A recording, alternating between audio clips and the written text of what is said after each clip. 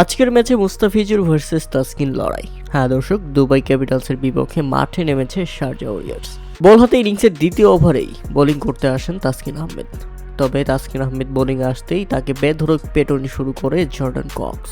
প্রথম ওভারে তাই তো রীতিমতো দিশেহারা তাসকিন খরচ করলেন 12 রান, কোনো উইকেট পায়নি এ যাত্রায়।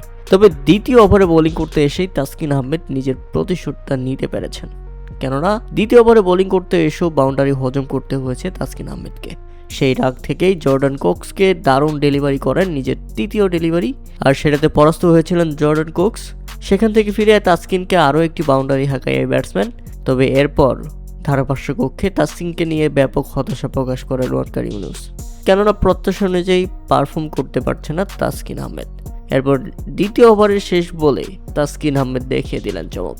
জর্ডান কক্সকে দুর্দান্ত এক বাউন্সার ডেলিভারিতে পরাস্ত করে ফিরিয়ে দিলেন প্যাভিলিয়নে, আর এতে দারুণ উদযাপন করেন এই বোলার। 19 বলে 28 রান করে ফিরে যান জর্ডান কক্স।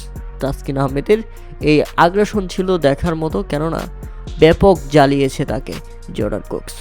এরপর তাসকিন আহমেদ ফিল্ডিংয়েও বেশ হতাশ করেন, ক্যাচ ফেলে দেন, যে কারণে সিকান্দর রাজা ক্যাচ ফেলার পরের ওভারটাই এবার তাসকিন আহমেদকে দিয়ে করান এবং বোলিং করতে এসে প্রথম বলেই ছক্কা হজম করেন সিদ্দিকুল আতালের কাছে।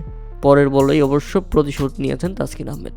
সিদ্দিকুল আতালকে ফিরিয়ে দিলেন, ক্যাচ ধরলেন সিকান্দর রাজা নিজেই এবং আবারও তাসকিন আহমেদের উদযাপন।